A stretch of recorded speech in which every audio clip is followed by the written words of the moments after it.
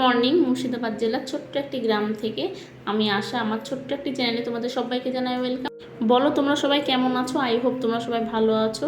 আর দূরে কাছে ছোট বড় যেখান থেকে দেখছো সবার সুস্থতা কামনা করে সবাইকে সাথে নিয়ে আজকের দিনটি শুরু করছি। তো এখন সকালবেলায় দেখতেই পাচ্ছ বিছানার অবস্থা বেজায় খারাপ। তো বিছানাটাকে আমি সর্বপ্রথম ঠিক করে নিলাম।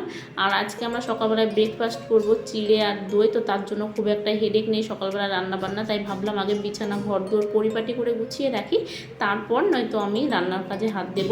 তো এই যে দেখতেই পাচ্ছ আমার মেন যে মাস্টার বেডরুম, যেটাই আমরা সবসময় মানে বেশিরভাগ জিনিসপত্র থাকে, তো সেই রুমটাকে সুন্দর করে গুছিয়ে নিলাম। গুছিয়ে নিয়ে তারপরে খাওয়া দাওয়া করেছি। আর জামা কাপড় যেগুলো কাচাকুচি হবে সেগুলো বাথরুমের মধ্যে রেখে দিয়েছি, গুছিয়ে রেখেছি। স্নান করার টাইমে আমি ওগুলো কেচে দেবো। তাই চলে এসেছি রান্নাঘরে। আর মেয়ে এখানে দুষ্টুমি করছে, মেয়েকেও খাইয়ে দিলাম। আর আজকে পুরো টাইম ভয়েস ওভার দিতে হবে, কারণ আমাদের এখানে যেহেতু সভা হচ্ছে, এই যে সবাই তোমরা চেনো দিদি নাম্বার 1-এর আমাদের সেই প্রিয় দিদি রচনা ব্যানার্জি এখানে এসেছেন ডোমকলে।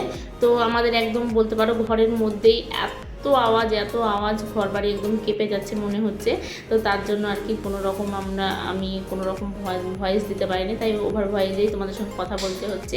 তো চলে এসেছে দুপুরের মেনুতে, যেখানে দুপুরে রান্না হচ্ছে ওই দিকে দেখতেই পেলে ভাত, আর তার সঙ্গে এইদিকে হচ্ছে ডাঁটা দিয়ে আলু দিয়ে বেগুন দিয়ে একটা তরকারি হবে, সবজি।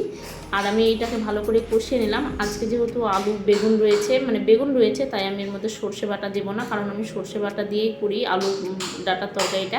আজকে বেগুন রয়েছে তাই সর্ষে বাটা দিলাম না। তো দেখো আমি এইভাবে জল দিয়ে এবার ঢেকে রাখলাম, ব্যাস হয়ে গেছে।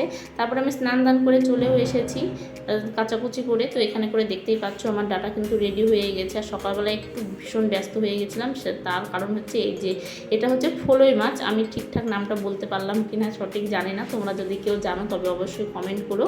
তো এই যে ফলই মাছ হয়েছে আর তার সঙ্গে হচ্ছে ডিম, তো এটা দিয়ে ঝোল করেছিলাম। ফলই মাছে এত আঁশ, মানে ছোট ছোট, তুলতে গিয়ে একদম জীবন বেরিয়ে যাওয়ার মতো অবস্থা।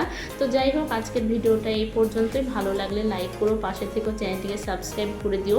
আর আগের ভিডিওতে দেখিয়েছিলাম যে নানিমা ভীষণ অসুস্থ ছিল, তো উনি আইসিইউতে ছিলেন, তো ওখান থেকে নিয়ে আসা হয়েছে। এখন মোটামুটি সুস্থ আছেন। তো তোমরা সবাই প্রে করো উনি যেন একদম সুস্থ হয়ে যায়, ভালো হয়ে যায়। তো আজকের ভিডিওটা এই পর্যন্ত। সবাই ভালো থেকো, সুস্থ থেকো। দেখা হচ্ছে নেক্সট কোনো ভিডিওতে। টাটা।